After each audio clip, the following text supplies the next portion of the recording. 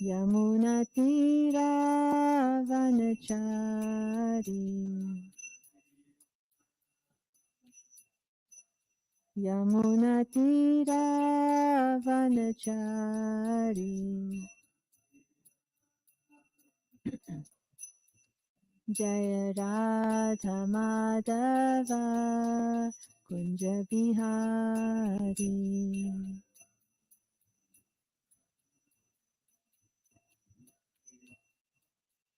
Jaya Radha Madhava Kunja Bihari.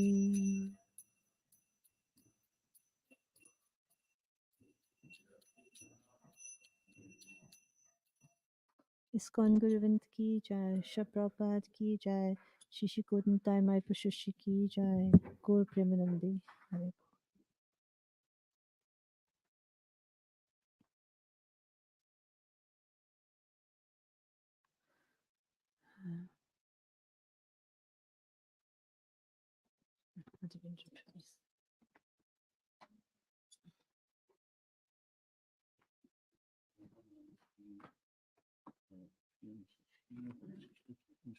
Oh, okay. So today is Srimad Puri, Disappearance Day. Just read a bit of Madhavendra Puri. Srimad Puri was the spiritual master of Ishwara Puri, Lord Chaitanya's guru. Advaita Acharya and Nityananda Prabhu were also his disciples. Beginning from Madhvacharya down to the spiritual master of Madhavendra Puri, the Acharya named Lakshmipati, there was no realization of devotional service and conjugal love. Sri Madhavendra Puri introduced the conception on conjugal love for the first time in the Madhvacharya Sampradaya. In the temple of Shri Gopinath, Lord Chaitanya narrated the story of Madhavendra Puri having heard it from Ishvara Puri. Once Sri Madhavendra Puri travelled to Vrindavan, where he came upon the hill known as Govardhan. While he was sitting beneath a tree, an unknown cowherd boy came with a pot of milk, placed it before Madhavendra Puri, and smiling addressed him as follows. Please drink the milk I have brought. Why don't you beg some food to eat? What kind of meditation are you undergoing? When he saw the beauty of the boy, Madhavendra Puri became very satisfied. Hearing his sweet words, he forgot all hunger and thirst. The boy promised to come back for the pot, but he didn't. Madhavendra Puri waited for him, and at the end of the night he saw a dream in which the boy declared, "In this village I am the authority. When the Mohammedans attacked the village, the priest hid me in the bushes and fled. Since then I have been living in the bushes, and I have been greatly suffering from scorching heat, the wind, and the rain and cold. Please come and free me." The next morning Madhavendra Puri gathered the strongest men from the village, and they went to find Lord Gopalji. Madhavendra Puri installed him on the top of Govardhan Hill. The villagers brought all their stock of rice, ghee, flour, and all other eatables, and they prepared a huge feast to offer to Gopal. Madhavendra Puri stayed in the village for some time and worshipped the Lord. Then one night he saw another dream. Gopal asked him to go to Jagannath Puri and get sandalwood and camphor because his body was still not cooled down and after staying in the bushes for so long. Madhavendra Puri left the next morning, and when he arrived to Remuna en route to Jagannath Puri, he heard that the Gopinath deity there is offered very special sweet rice. Gopinath understood his devotee's desire to taste the sweet rice, so he could make a similar preparation for Gopal, and he stole a pot of kheer for Madhavendra Puri. Thus he became celebrated as Shirchur Gopinath. The Gopinath who stole the sweet rice. Madhavendra Puri proceeded to Jagannath Puri, obtained the sandalwood and camphor, and while travelling back to Vrindavan, he saw another dream in Remuna. Shri Gopal appeared and told him that he and Gopinath are non-different, so Madhavendra Puri should stay in Remuna and have all the sandalwood paste rubbed on the body of Gopinath. This will cool the body of Lord Gopal as well. The original Gopal deity, presently known as Srinathji, is now worshipped in Nathadwar, Rajasthan. At the time of his passing away, Madhavendra Puri constantly chanted the following verse, feeling intense separation from Krishna. Ai Dina Deadra Natha He Mathura Natha Kadavalokase Hridayam Twadaloka Kataram Dayati Brahmati Kem Karomi Aham. O compassionate Lord of the humble and pure and humble, O Lord of Mathura, when shall I see you again? Without seeing you, my heart has become very much afflicted. O my beloved, I am overwhelmed. What shall I do now? Srila Krishnadas Kaviraj Goswami says that this verse is the most valuable in the entire treasury of rasa poetry. Actually, this verse was spoken by Srimati Radharani herself, and her mercy brought the same verse from the mouth of Madhavendra Puri. In Jagannath Puri, Mahaprabhu's mood of separation begins with this single verse spoken by Madhavendra Puri, his Param Guru. Shri Madhavendra Puri ki jai. Which Akadashi? Amalaki.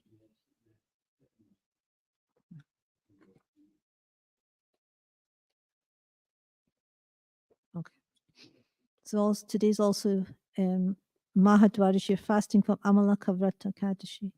Just like everything is described in the Bhagavad Gita, just like in hospital. In hospital, there are many patients. They're not eating anything on the Ekadashi day. Does it mean that he is observing Ekadashi? He's simply hankering after when shall I eat, when shall I eat, when shall I eat. But these students, they voluntarily don't eat anything.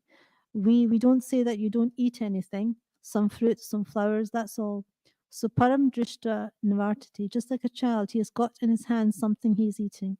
And if you give him better thing, he will throw away the inferior thing and will take the better thing.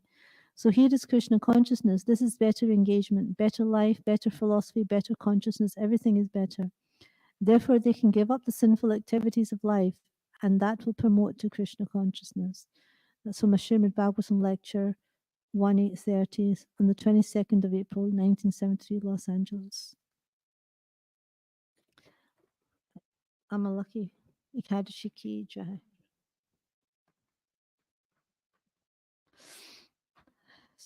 Reading from Nectar of Devotion. Characteristics of pure devotional service.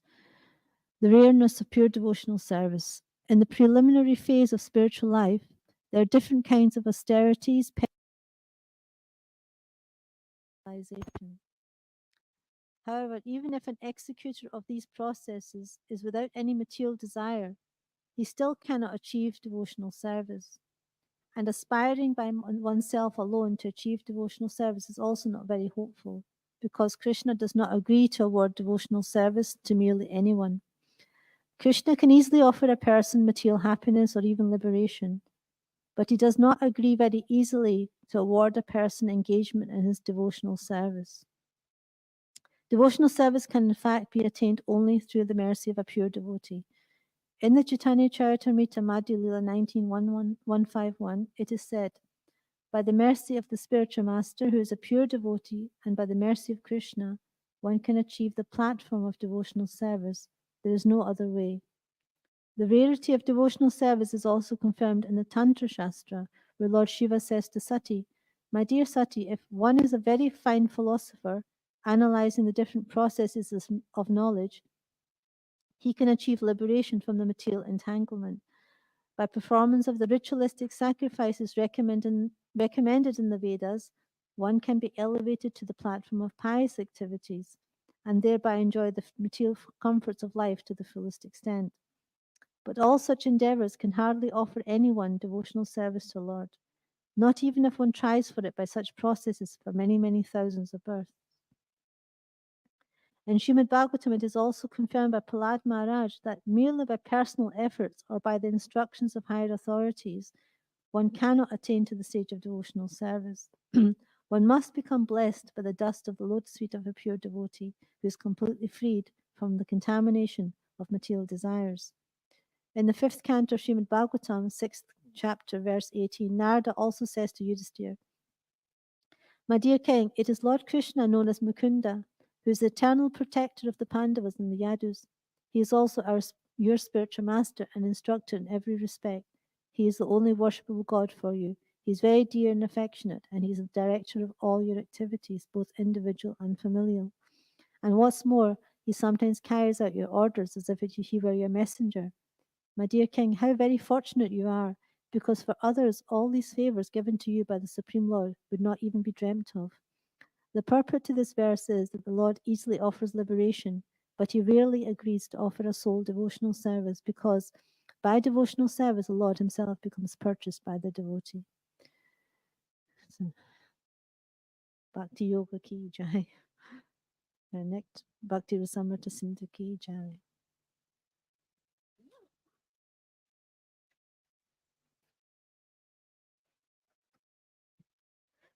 Om Namo Bhagavate Vasudevaya. Om Namo Bhagavate Vasudevaya. Om Namo Bhagavate Vasudevaya. Reading from Srimad Bhagvatam, Canto 7, Chapter 6, Text 15. Viteshu Nitya Benevishta Jeta Vidvams Cha Dosham Paravittahartu Pretyaha Vatapya Ajitendriyas Tad Ashanta Kamo Harate Kutumbi Viteshu Nitya Binavishta Cheta Viteshu Nitya Binavishta Cheta Vidvams Chadosham Paravittahartu Vidvams Chadosham Paravittahartu Prete Avatapi Ajitendriyastad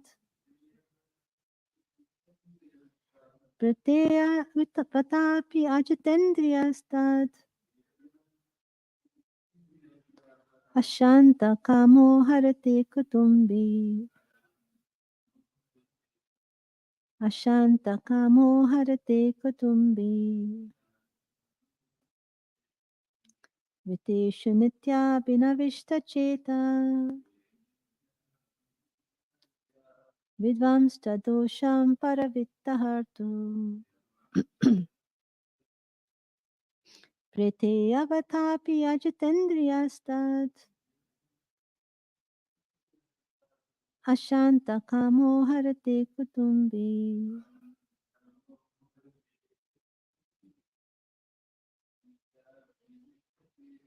Viteshu Nitya Vinavishta Cheta Vidvams Chadosham Paravittahartu Prete Avatapi Ajitendriyastad Ashanta Kamo Harate Kutumbi Viteshu Nitya Binavishta Cheta Vidvams Chatosham Paravittahartu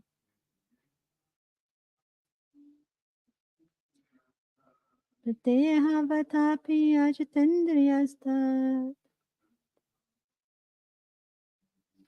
Santiyata Kutumbi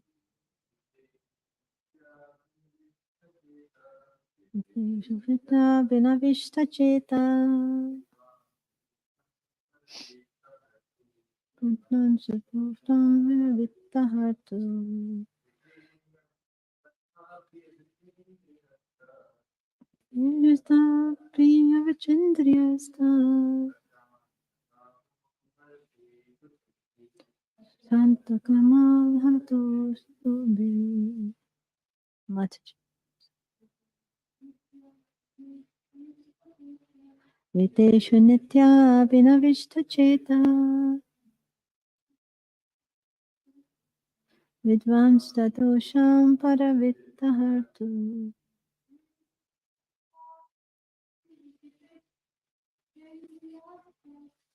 Vidya Vatapya Jitendriyastad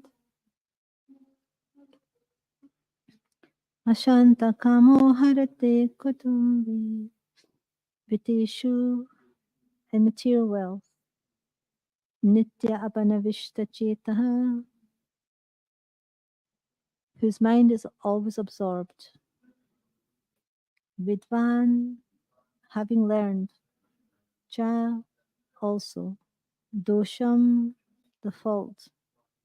Paravittahartuhu, of one who steals the money of others by cheating or by transactions on the black market.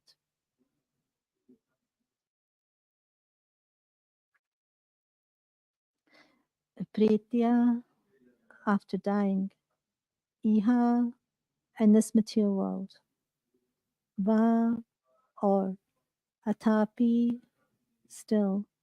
Ajita Indriya, because of being unable to control the senses. that Ashanta Kamaha, whose desires are unsatiated. Harite, steals. Kutumbi, too fond of his family. Translation. If a person too attached to the duties of family maintenance is unable to control his senses, the core of his heart is immersed in how to accumulate money. Although he knows that one who takes the wealth of others will be punished by the law of the government and by the laws of Yamaraj after death, he continues cheating others to acquire money. Please repeat. If a person too attached to the duties of family maintenance is unable to control his senses, the core of his heart is immersed in how to accumulate money. Although he knows that one who takes the wealth of others will be punished by the law of the government and by the laws of Yamaraj after death,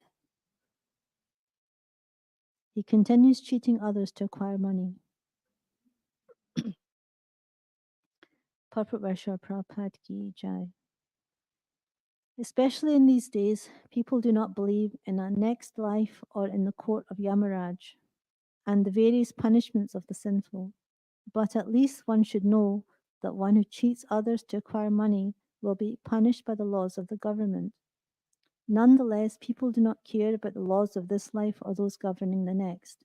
Despite whatever knowledge one has, one cannot stop his sinful activities if he is unable to control his senses. Om Jnanatimirandasya Jnananjana Shalakaya Chakshurunmitanyena Tasmai Shri Gurave Namaha Shri Chaitanya Manopistam Stapitam Yena Bhutale Swayam Rupa Kadamayam Dadati Swapadantikam Jai Shri Krishna Chaitanya Prabhu Nityananda Shri Advaita Gadadhar Shivasadi Gaur Bhaktavinda Hare Krishna Krishna Krishna Hare Hare Hare Rama, Rama Rama, Hare Hare. I'll just say the verse again. If a person too attached to the duties of family maintenance is unable to control his senses, the core of his heart is immersed in how to accumulate money. Although he knows that one who takes the wealth of others will be punished by the law of the government and by the laws of Yamaraj after death, he continues cheating others to acquire money. So Prahlad Maharaj is continuing to instruct his demoniac schoolmates about this the problems of accumulating money and household life. And in the previous couple of verses, he says that money is like honey. Money is so dear that one conceives of money as being sweeter than honey. So therefore, who can give up the desire to accumulate money, especially in household life? Thieves, professional servants, soldiers, and merchants try to acquire money even by risking their very dear lives. So this is a very a big problem, not only thousands of years ago when Prahlad Maharaj was instructing his schoolmates, it's still to the present day, still the same problem. So it doesn't seem to change. So all his instructions apply to the present day. That still today people are, accumulating money in illegal ways to fulfill material desires and maintain their family maintain their status quo, whatever it is. So the reason is because this desire in the heart is to perform sinful activities is there.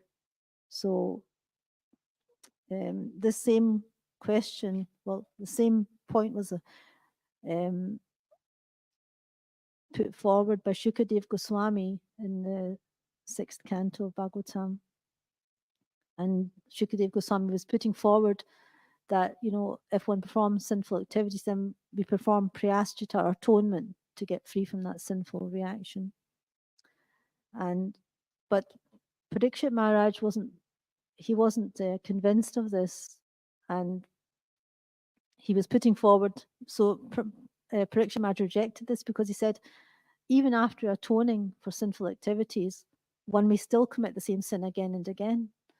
So that atonement isn't actually freeing one from that sinful desire.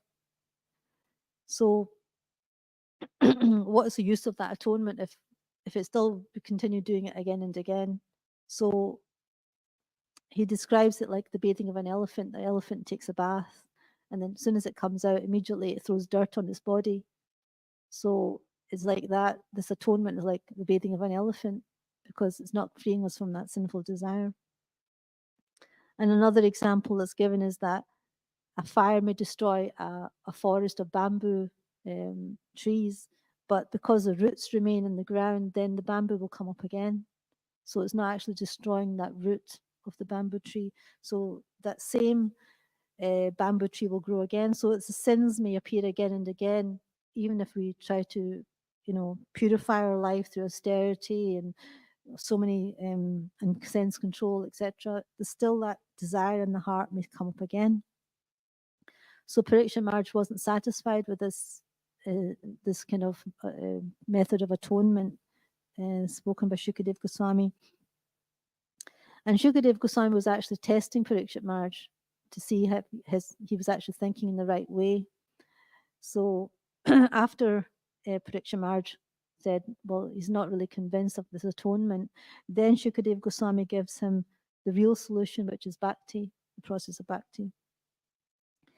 So in the 6th canto, chapter 1, text 15, it's a very famous verse that Prabhupada uses so many times. So I'll just read the translation of that verse. Only a rare person who's adopted complete unalloyed devotional service to Krishna can uproot the weeds of sinful actions with no possibility that they will revive. He can do this simply by discharging devotional service, just as the sun can immediately dissipate fog by its rays.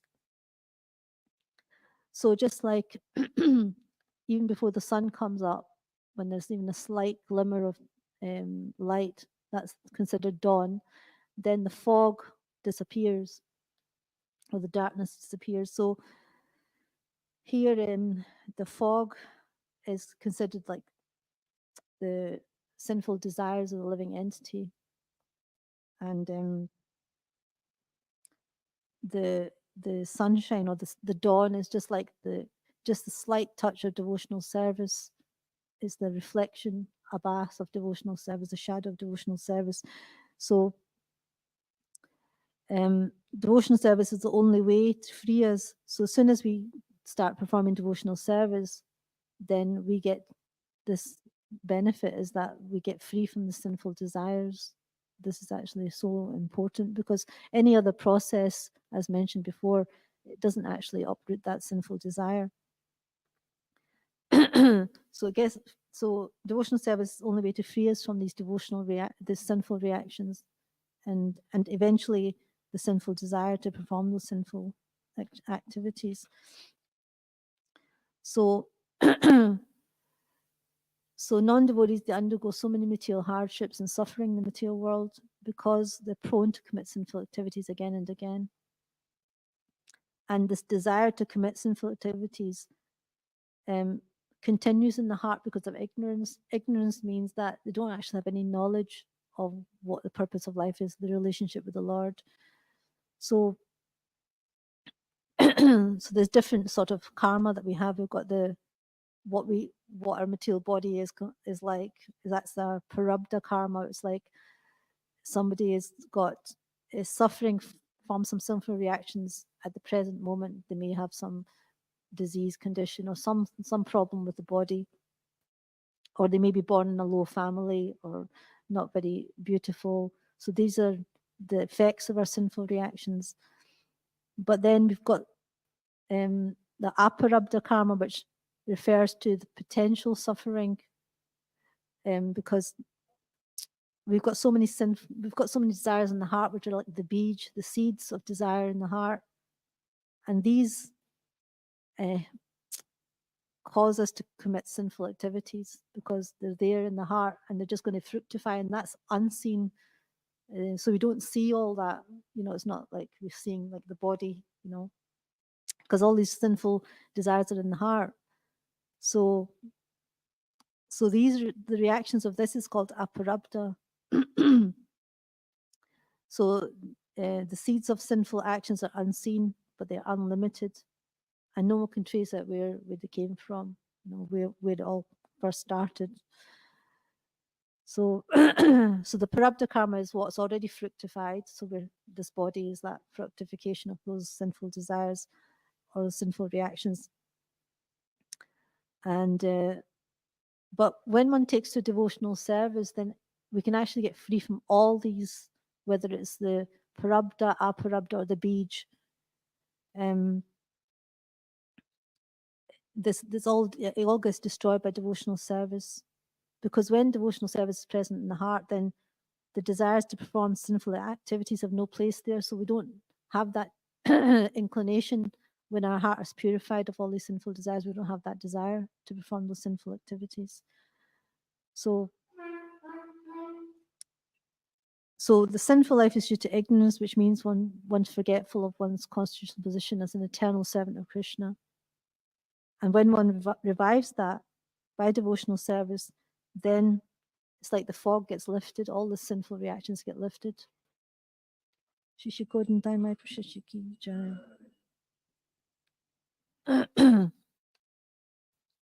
So devotional service, of course, begins with chanting and hearing. And this chanting is so powerful. So after Shukadev Goswami explains the process of bhakti, then he gives the story of Ajamil, how Ajamil, although he performed so many sinful activities and he had so many sinful desires, then just by his chanting of Narayan, how powerful the holy name is, that just by his chanting Narayan, he got freed from all that, of hellish life, of all the sinful reactions. So this story of Ajamil was to show that this is the power of bhakti. But bhakti destroys even the root of sin, which is the desire. So actually, that's the root of of sin, is actually the desire to perform it, and bhakti actually destroys that. So it's so powerful. So other processes like austerity and charity and vows and other methods, they destroy sin, but they can't uproot that material desire in the heart. But if we serve Krishna, even that root of sin, that desire, can be destroyed. So this is how the holy name works. It actually, chanted knowingly or unknowingly, we're getting the benefit. Just like a fire, if it burns grass, then the holy name, burns all sinful reactions to ashes. Whether we're chanting it knowingly or unknowingly, it's not dependent on whether we know or not how powerful the holy name is. It still acts. And even like medicine, even whether we know if the power of the medicine or not, when we take the medicine, it works. It still destroys all that disease. So the holy name is so effective, whether we knowingly or unknowingly chant it, it still has such a beneficial effect, still destroys all those sinful desires in the heart, those uproots the sinful propensity. So the Shukadev Goswami also explains that although Ajamil, he chanted without faith, he chanted while he was dying, and he wasn't even chanting to address the Lord, he was chanting to address his son, and he was also a sinful person, but he became free from all this sinful reactions. Then what will happen if we chant it with faith? What will happen if while we're chanting, while we're living, and what happens if we chant it to indicate the Lord when we're chanting and we're calling out for Krishna? And if we are sinless, then what will happen to us? if we're chanting like this. So that is the potency of the holy name, that we can actually, if it can help, if it helped Ajamil in his condition when he had no faith, he was dying, he didn't have any, he wasn't actually addressing the Lord when he was chanting it, and he was performing so much sinful activity through his life. Then if we're performing that with faith, how much more potency it will have. And how, if we're performing while we're living, we spent our whole life chanting the holy names, how much more effective we will have, how much benefit we will get from that. And if we're also chanting with feeling, addressing Krishna himself and chanting for his pleasure, then how much more benefit we will get for that. And if we're leading a very sinless life, then so what will happen to us? You know, if we're performing all these activities, then surely we will get so much more benefit. If Ajamil got the benefit and he wasn't even performing any of these. So this is to help us develop this faith that, you know, we've got such an amazing way of life. Like Prabhupada said in the Nectar of Devotion, this is, you know, it's the better philosophy, is the best, you know, way of life, the best philosophy, lifestyle, foods that we eat, you know, is the best. So how can we go wrong when we've got the best? So by coming in touch with Krishna consciousness, then we're actually, you know, we're freeing ourselves from the cycle of suffering. It all comes to a halt. It's so powerful. So, and this process of sadhana bhakti is to help us develop this pure love for Krishna. So the process of sadhana bhakti is that we execute devotional service with our senses, and such devotion already exists in the heart. So we're just, you know, it's like every living entity or every human being can walk. That propensity to walk is in every child, but it just needs to practice, and then eventually it will start walking. So that propensity to love Krishna is already in the heart. And as we practice through the process of sadhana bhakti, then we will awaken that dormant propensity to love Krishna. So it will come out through our activities, through our words, through our thoughts. So this awakening of eternal devotion is the potency, the potentiality of devotional service in sadhana bhakti. So when we're performing all the sadhana, it will bring us to the point of bhava bhakti. If we're performing it with that desire, if we're just performing it mechanically, then we can be, you know, struggling with anarthas for many, many years, you know. So, but if we perform it with the desire, the deep desire to actually attain bhava, then that will bring us to that platform. So, so Srila Prabhupada explains that the sadhana bhakti means to engage the mind and senses in a particular type of work for Krishna. So the essence of sadhana bhakti, Prabhupada says, is to fix the mind on Krishna. Lord Chaitanya stressed the Hare Krishna Kirtan as the best type of sadhana because it is most effective means to fix the mind on Krishna. So there's many ways we can fix our mind on Krishna, through service, through different activities, you know, deity worship, and, you know, so many different activities that we can do, managing a temple and gardening, so many things that we can perform to please Krishna. But the essence is we need to fix our mind on Krishna through the holy name, because that directly links us with Krishna. All the other processes are there, but they're just to help us engage more and more in thinking of Krishna. But the holy name can't be neglected. So, because it's the potency of the Krishna Kirtan is so powerful, as we see in the case of Ajamil. And then by this process of sadhana bhakti, we come to the point of bhava bhakti. And bhava bhakti is like situated, when we're situated on the transcendental platform of pure goodness, we're free from the modes of material nature. It's a very, very elevated platform. And And it's described that it's like a ray of sunlight of love for Krishna. And at that time, devotional service causes the heart to be softened by various tastes, and then one is situated in bhava. So,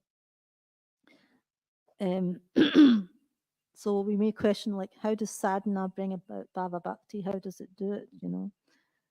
So basically, sadhana when we practice sadhana bhakti, it purifies the heart, and then gradually we develop this genuine desire to we long for the Lord's service. We long to understand Krishna, to chant his names. So this longing has to come before we can attain bhava. There has to be some greed or some taste for chanting and hearing about Krishna. And then when we attain bhava, then Shuddha Sattva enters our heart. So that's like the potency of Samvit and Ladini is knowledge and love for Krishna will, manifest in our heart. And then that's how Bhava Bhakti is awakened. So we have to perform sadhana bhakti to actually purify our heart so that our desire, our longing for Krishna will awaken. And then when we get the mercy of pure devotees, by their blessings, we can attain Bhava Bhakti. Because it's not really by effort alone, it's really mercy. When we come to that point, then we have to depend on mercy of Guru and Krishna. And then we can attain prema. So prema is like the full sun, and bhava is like a ray of sunlight. So you can imagine a bhava bhakti is just a ray of that prema, ray of that sunshine. But the process is there for us to follow. And as we read in the Nectar of Devotion, that Krishna doesn't give pure devotional service very easily. It's so rare that it's not by our efforts and not by all the things that we do that we can attain it. We need some special mercy from the Vaishnavas, from the pure devotees, from the spiritual master, from Krishna. Then Krishna will give it. So it's like a very rare thing. What we have is very, very rare. What we're trying to attain. It's not very easy, and Krishna says that out of thousands among men, one may endeavor for perfection. And even those who've attained perfection, hardly one knows me in truth. So Krishna is explaining that this is very rare to even perform devotional service, and even it's more rare to attain pure devotional service. So we have the opportunity to take it up in this lifetime. So we should be very fortunate that we actually have this opportunity. So many living entities in the material world, they do not have any idea. They're in total ignorance of who they are, what is the purpose of life, who is God. There's nothing there for them. They're just basically in ignorance, trying to accumulate money, trying to enjoy this material world in such a way that they're actually becoming more and more implicated in suffering. They're either going to suffer in this world or in the hellish world, whatever. It's basically they're just implicating themselves in more suffering. So devotional service is so powerful. We're actually being free from all that suffering, free from all that cycle of suffering, birth, death, old age, disease. We're actually, on the verge of eternal life. Give this one life to Krishna, and we'll be free from all that. We'll attain our eternal home. So it's such an amazing opportunity. Why should we make a mess of it? Why should we lose such an opportunity? Do you have any questions or comments to ask? Hare Krishna.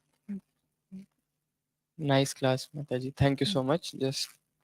So in Nectar of Devotion, we were reading that by the mercy of pure devotees of Krishna, we attain love for Krishna. But for like us new bhaktas, like how do we actually find our pure devotee? Well, we've got so many spiritual masters on around in ISKCON. So whoever you feel inspired by to perform your devotional service, or hearing the lectures, or meeting them, by serving them, then you'll feel connected to somebody that inspires you in your devotional service. And that's the person that you would take diksha from, or get initiation from. And by following the instructions of that spiritual master, by following the four regulated principles and reading and hearing, then gradually you will come to that stage. There's one question on Facebook by Karen Oaks. How do we differentiate between acts of charity and devotion? Or can they both be present simultaneously? For example, one who offers Lakshmi to the devotees on Sankirtan. It's devotional service. So charities meaning, like, we're giving to some local charities, or, performing some pious activities, helping people, giving them food or shelter. But when we're giving to the devotees for the purpose of spreading Krishna consciousness and helping, with the deity services, with whatever, that's actually devotional service. So it's not just a mundane charity.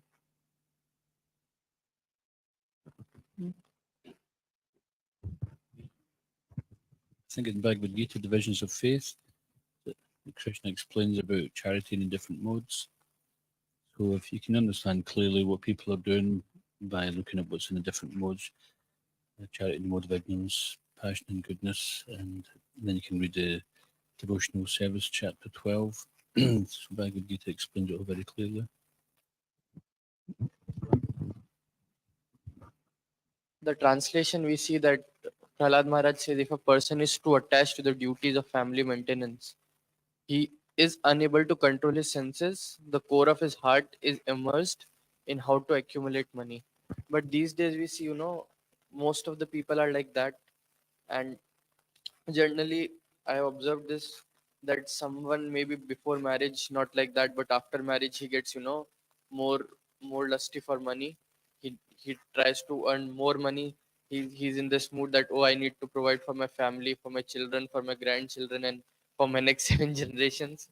So how to, get out of that mood, because mostly we see in the material world, after, like, getting married, having children, they just focus on earning money, nothing else. That's why we have to mold a family life with Krishna in the center. Otherwise it will become grihamedi, it'll just become materialistic household life. So grihasta means it's an ashram. An ashram means that it's a spiritual sort of home where Krishna is in the center. So Prabhupada explains that in the Bhagavad Gita, he says one should mold one's life in such a way that all our activities are based around the Krishna in the center of the deity. Everyone in every household, we should have a deity of Krishna. Then we can chant and offer the food and read Bhagavatam together, before the deity. So it means that their aim in life isn't to accumulate money to enjoy their senses, to accumulate money for so many grandeur things, but it's actually to serve Krishna. So that household becomes like a proper grihastha ashram. Then. When we were reading about disappearance of Madhavendra Puri, the pastime appears how he found, like, Srinathji. Now Madhavendra Puri is Acharya in our line of succession. So how come, like, Srinathji is taken care by some other sampradaya today, like Vallabhacharya sampradaya is taken care by? I can't remember the history of, but originally it was in top of Govardhan Hill, and that's where it was worshipped, and then it was moved because the Mahabharans came, and then it got moved to another place, right? That Nathadwar. It got moved to.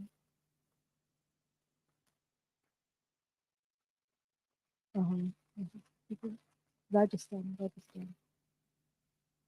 So I don't know the reason why it's given to another sampradaya to worship. I don't know the reason for that. I'm not sure of the history.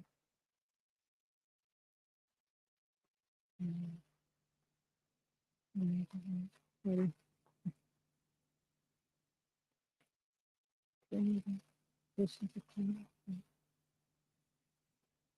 Couple of minutes left.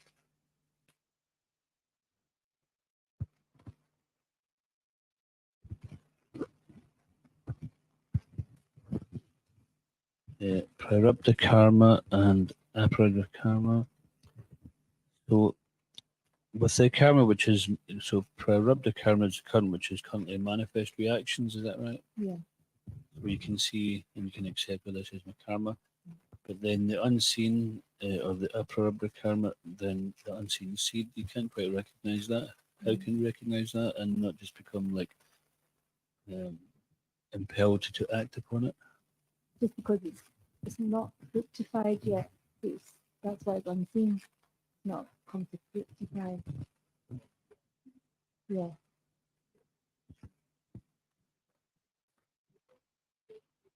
Yeah, because it's like a cycle, isn't it? So seeds are simply actually not yet fructified, and that's what aparabdha karma is.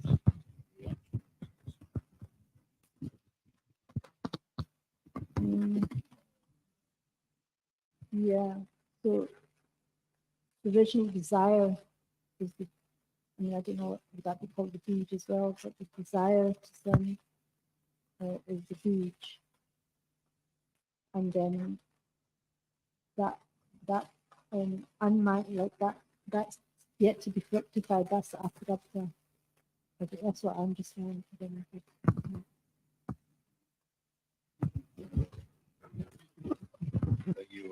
We tend to think of reactions as being, you get your leg chopped off. But also, if you perform sinful activity, the reaction is also that it feeds into more desire. Yeah. So then the most dangerous reaction, sinful activity, is more desire to perform more sinful activity. Yeah, so that it accumulates more and more. So just understand this, the way of freeing oneself of sinful desires is devotional service. Yeah. And that clears it away. Nothing else will act on that. If you're performing it properly, yeah. Yeah, so if you're not performing devotional service, your desires are just going to create more reactions, which are going to create more desires, and it'll be out with your control. You have no ability to affect that. Yeah. There's no other way, even like with other processes. That's what Shukadeva Goswami was putting forward, like, atonement or these other things like charity or charity, sensible. But the root isn't destroyed. The root of that desire is not destroyed. If one is performing charitable deeds or whatever, in the attitude of devotion, if it's dedicated to the Lord, is that considered devotion, or is that just some pious activity? What kind of charity? Well, if you're trying to assist people who are in need of help, if you're trying to do work in the community or beneficial things in the environment or whatever, if you're doing that in the mood of serving the Lord, is that devotion, or is that just pious activity where you're thinking that you're doing something in service? Well, it's like, you may want to give you might want to feed people. So you just give them ordinary food. So you're helping them in some way, but it's not actually devotional service. But if you give them prasadam, that's devotional service. So you have to link it with Krishna consciousness somehow. It's indirectly helping people, but it's not actually devotional service. It's not considered, devotional service if you're just giving them normal, ordinary food.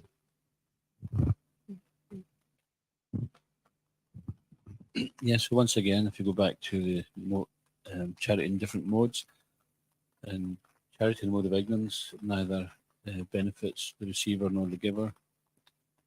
So, for example, someone might be hungry, and you could feed them some grain, but instead you kill a cow and you feed them the cow. Everyone's getting a reaction there. So when you have the means to do something, and then do something in the mode of ignorance, then there's a reaction. And, yeah, if you're, sometimes people won't give to junkies, alcoholics, because they know it's not going to help them. It's going to perpetuate their unfortunate situation. Even sometimes in India too, somebody's begging in the street, you offer them a chapati, they're not interested, but they want rupees. So it's not necessarily that they're hungry. And then we need to understand it was para upakar, what is the highest welfare work, what's the supreme welfare work, and then we engage in that. And there's so many things which in devotional service benefit people spiritually and materially, like you said, prasadam distribution. But also Prabhupada mentioned, devotees shouldn't get so much distracted by material welfare work, and should leave that to others, because so many other people can do the material welfare work, but they can't do devotional service or the highest welfare work, whereas devotees can do that. But if instead of doing the highest welfare work, we spend our time doing material welfare work, then we're not using our time best or benefiting them or ourselves best. Yeah, and also we're trying to help the environment, but we don't actually know the root cause of the problem. We're basically just skimming the surface. They're trying to do things externally, but the problem is, like I heard one day say, that pollution means polluted consciousness. So if our hearts are not, if our hearts are impure and they're full of pollution, then that's what's going to happen in the environment.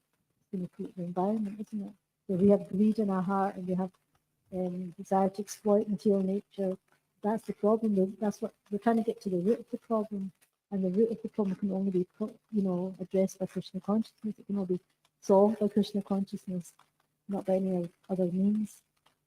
What you were saying in the beginning of the class about the elephant taking a bath, then Rupa Goswami said that there is no atonement, because people are trying to do all these different things to atone for something they did. But there is no atonement. The only thing is to substitute this with devotion service and purify the heart. Otherwise, we atone one day and then do something, throw the mud back on the next day. And there's this continuing, and each action brings a good or bad reaction. It's not that it cancels out. People have got this vague notion that I can tip the scales a certain way with good acts, then the bad acts won't come into play. But actually, each thing it's like if you do break a law, then it's not like helping an old lady cross the street. It's running like, say, okay, you're not getting a parking ticket now because you helped one old lady cross the street. So it kind of works like that, isn't it? Each action, whether it's good or bad, has its good or bad reaction. And devotional service is the only means of getting out of that. Or even pious activity for people in the material world, because you have to come back to get the reaction of this pious activity. So, the same problem, we still have to come to the material world again. Either we suffer for our sinful reactions, or we have to get some good things, pious activity, the reactions for our pious activity. One thing I remembered when Arun Prabhu asked the question 2 days back, I was watching a lecture. They were talking about this actually, like Chaitanya Mahaprabhu gave us 3 rules or 3 sutras: Jeev Doya, Vaishnav Seva, and Harinam Ruchi. Harinam Ruchi was like taste in the chanting. Vaishnav Seva is like rendering service to the Vaishnavas. And then the third was Jeev Doya, like showing mercy or doing welfare of the Jivas. So serving in the community is not exactly like seva or service. It's more of a welfare. Like there was a thin line difference. We are trying to serve the Vaishnavas, but we are trying to help the community. Something like that. We serve someone who is higher than us. Mhm. Something like that. Yeah. Also, like they're all linked.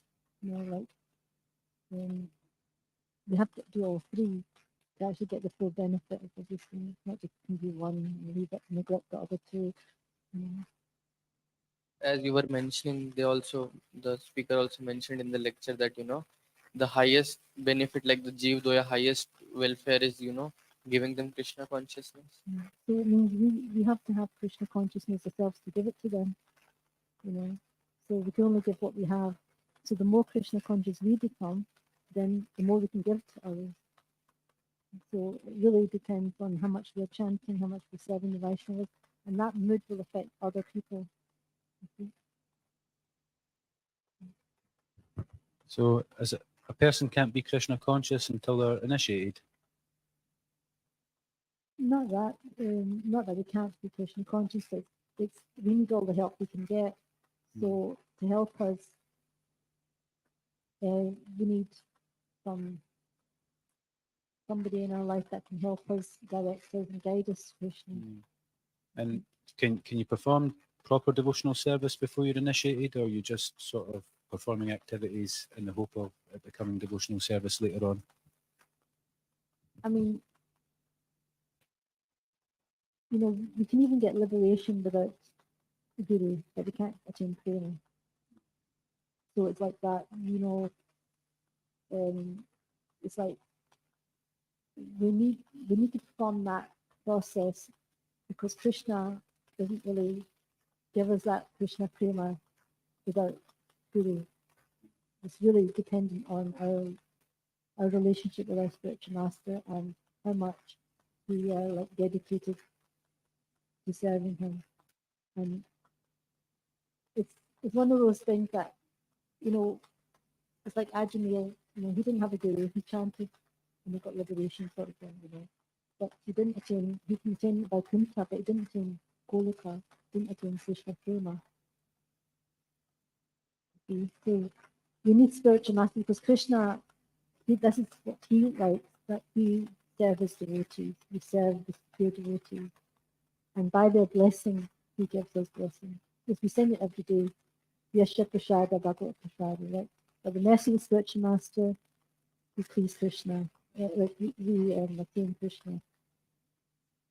So by the mercy of the spiritual master and by his blessing, we can, attain Krishna much easier than if we attain it on our own efforts.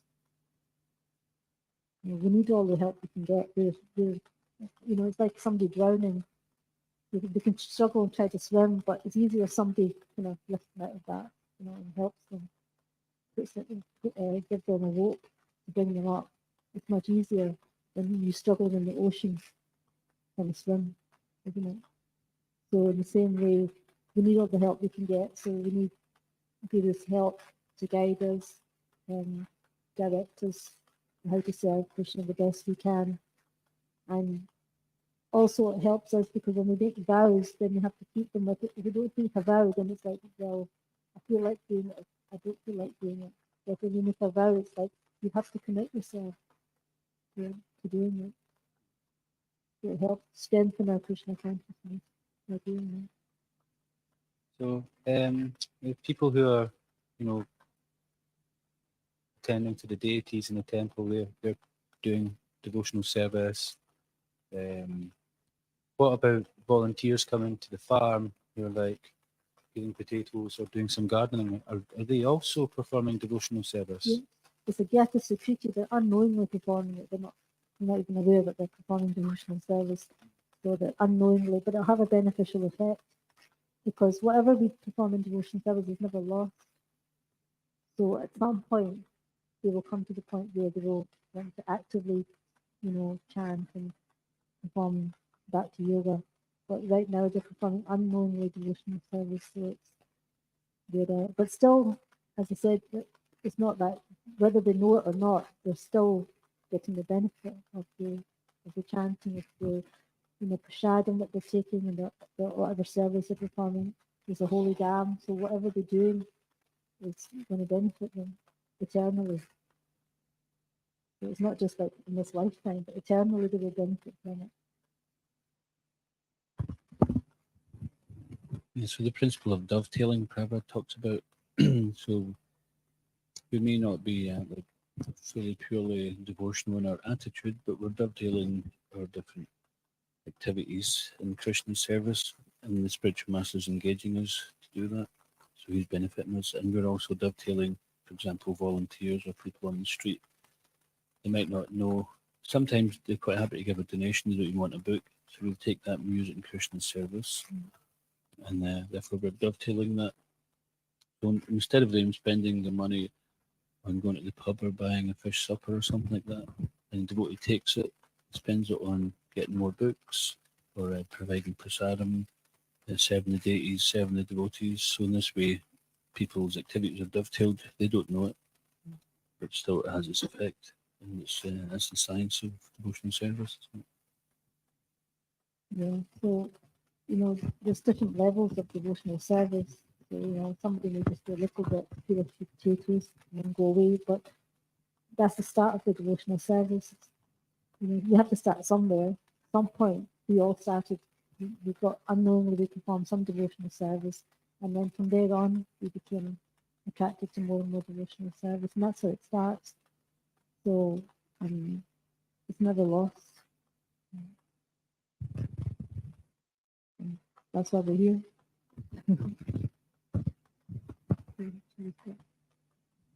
Thank you for all your comments.